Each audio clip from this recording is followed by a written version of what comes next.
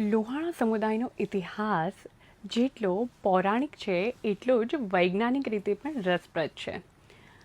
અને આ ઇતિહાસમાં વળાંક ત્યારે આવે છે કે જ્યારે વિશ્વ વિજેતા સિકંદર એટલે કે એલેક્ઝાન્ડર ધ ગ્રેટ ભારત આવ્યા. ઇતિહાસકારો નોંધે છે કે તેમની સાથે આવેલા કેટલાય ગ્રીક સૈનિકો ભારત વર્ષની ઉત્તર પશ્ચિમની સરહદે રોકાઈ ગયા. સમય જતાં આ ગ્રીક સૈનિકો અને લોહાણા સમુદાય વચ્ચે સાંસ્કૃતિક અને રક્તની મિશ્રણ થયું. અને આ વાતનો સૌથી મોટો પુરાવો લોહાણા સમુદાયના જનીનોમાં રહેલો છે.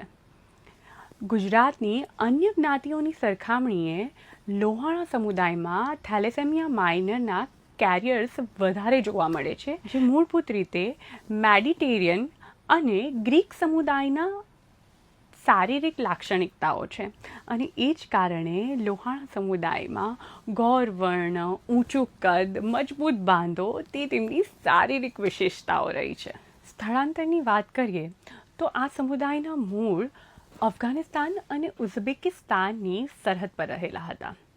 ત્યારબાદ તેઓ પાકિસ્તાનના મુલતાન નામના પ્રદેશમાં વસ્યા અને ત્યાંના લોહરગઢ કિલ્લાના રક્ષકો બન્યા.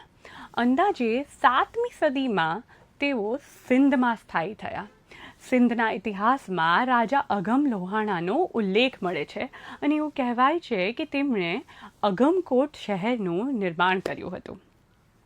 પરંતુ 13મી સદીથી લઈને 15મી સદી દરમિયાન ભારત વર્ષના ઉત્તર પશ્ચિમ વિસ્તારમાં અને સિંધમાં જે વારંવારના વિદેશી આક્રમણો થયા અને જે ધાર્મિક દબાણો સર્જાયા તેને કારણે આ પ્રજા ફરી એકવાર સ્થળાંતર કરવા મજબૂર બની.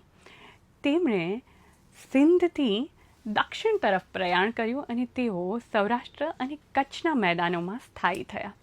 આ માત્ર ભૌગોલિક સ્થળાંતર નહોતું, પરંતુ આ સમુદાયના એક નવા અધ્યાયની શરૂઆત હતી.